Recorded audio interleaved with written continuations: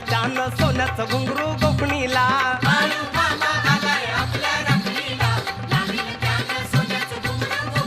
अहो बाळू मामा आलाय आपल्या राखणीला लावील त्यानं सोन्याचं घुंगरू